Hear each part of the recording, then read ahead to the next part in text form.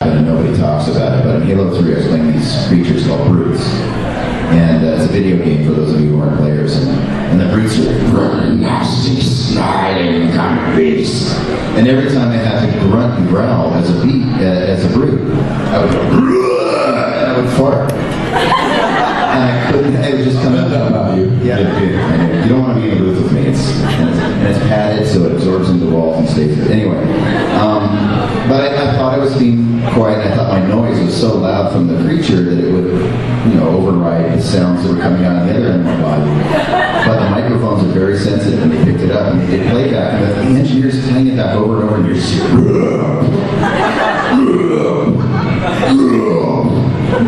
what the hell is that? And he's checking all the equipment, making sure there wasn't a glitch in the wire. And I said, okay, it was me. I'm sorry. The other thing was, it's usually some sort of body function that really comes back to haunt me.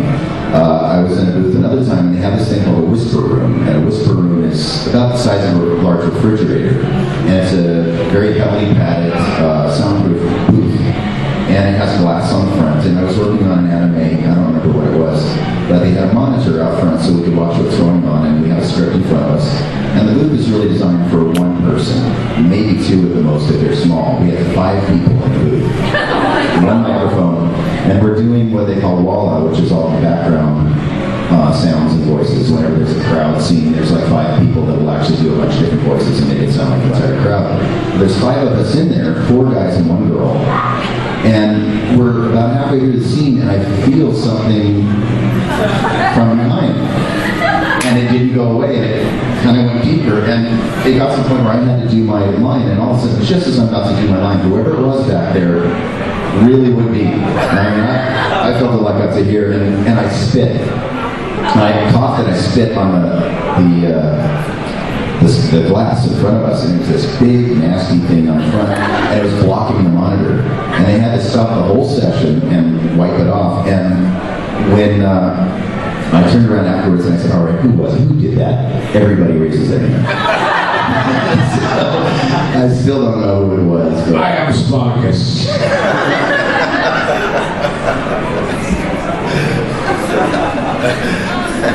I haven't really got a story like that. I've got one from King Arthur with Keira Knightley.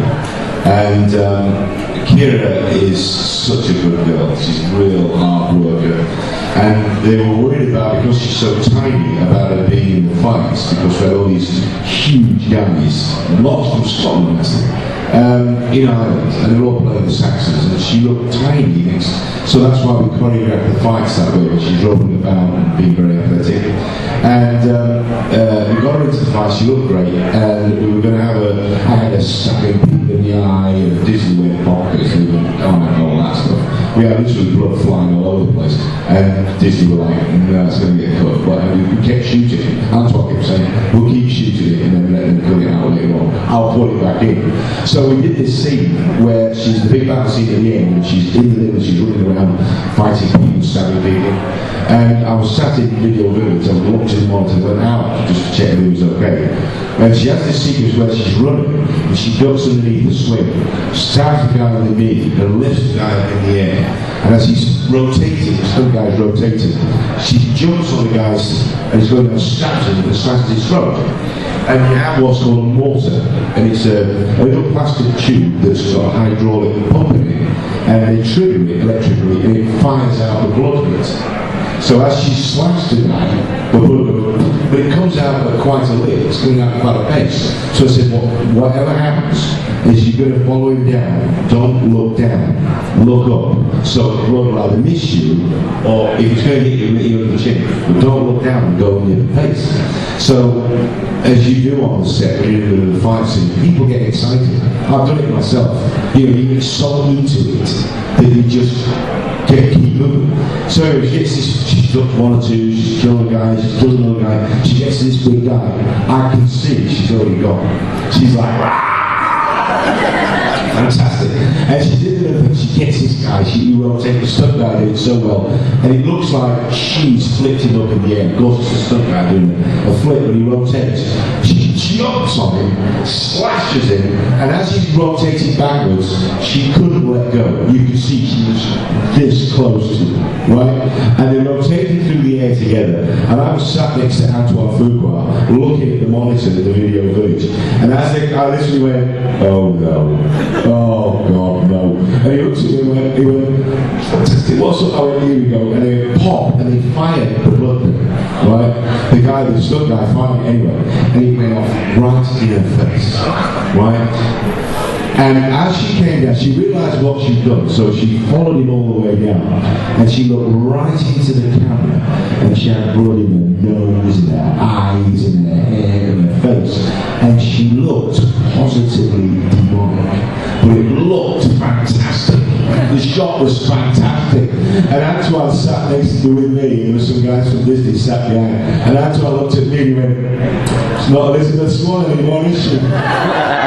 Forget that, that's Blum. And he said he won't make it. I bet they couldn't. And they did. They cut it out of film. Great shot. She looked fantastic. She literally looked up. She had blood in her eyes, all over the place. They cut it out of the Disney. I think it's in Antoine Fuqua's own cut of the film. I think they put it back in. But he put it back in. But Disney put it back. I had to come up with my own blood in the studio. So that's for sacrificing the chickens. It is. Yeah. I suffer for my art. Yeah. Come on, question. You join in with that. Then ask a question. Go on now. Runs. Go on now. If you don't, we'll come over and make you ask a question. Right, okay. Alright. Go on then. You're here, so I'm asking. Wolverine's here. Welcome, Bob. Where are you coming from? Oh, what's the favourite thing we worked on? Steve, what's the favourite thing you worked on? Now that my counterpart is here, Wolverine and the X-Men is one of my favorites, for sure. Hulk versus Wolverine, if any of you have seen the DVD. I was a Marvel and X-Men fan since very young, and it was the first time that I actually got to see Wolverine draw blood.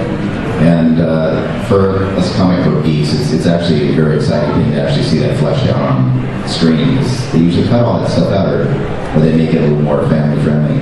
And as much as I love doing family shows, there's something very satisfying about having a fight scene with a Hulk and stabbing into his back and actually seeing blood. It's like a guy thing. I'm sorry. But that was really, really fun to do. So, and it sort of fulfilled a childhood fantasy. And I think every kid that reads comic books would love to be a superhero, only for 4 hours in the studios. And I'm a little kid that way.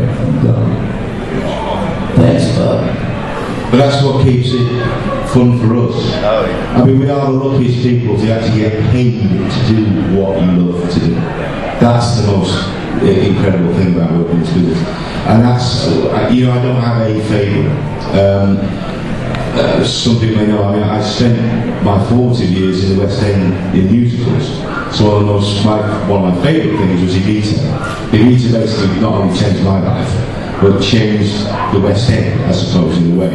It was the first real Broadway production of a British musical that really, none of the stuff now like Phantom of the Opera or Les Miserables or any of these things would really exist if Evita had broken the mold. Instead of doing Mary Poppins and introduced the way of Oliver, this was so revolutionary, the way it was directed and put together, that it changed a lot of stuff. I was lucky to play McGarvey originally, and then I played Shay. In fact, I think I'm the only guy that played McGarvey and Shay back to back. Harold Prince wouldn't anybody else do it. I don't think I ended up doing it. And so, Evita's a favourite. Obviously, Robin of Sherwood, which is a part of your life, a part of my life. And again, one of the great honours to me in my career is that Nazir is now in the legend of Robin Hood. That whenever he makes a Robin Hood, there's now an Arab character in it. And even in the new show, I believe, there was a female Arab character, isn't it? They've added an Arab character into it. So that I feel honoured, you know what I mean, to be that. King Arthur was amazing. And you probably guys don't know here, but I toured America with Eric Idle in a thing called Eric Idle Exploits Monty Python. And we played every major theatre in America, including Carnegie Hall. we went back to Hollywood Bowl, and we did a show with Stevie Wonder and Bonnie Raitt. So, can you imagine sitting on the stage at Carnegie Hall, having Eric Idle next year going, nudge, nudge, wink, wink, say no more, does your wife like pictures? Pictures in your arse, knowingly?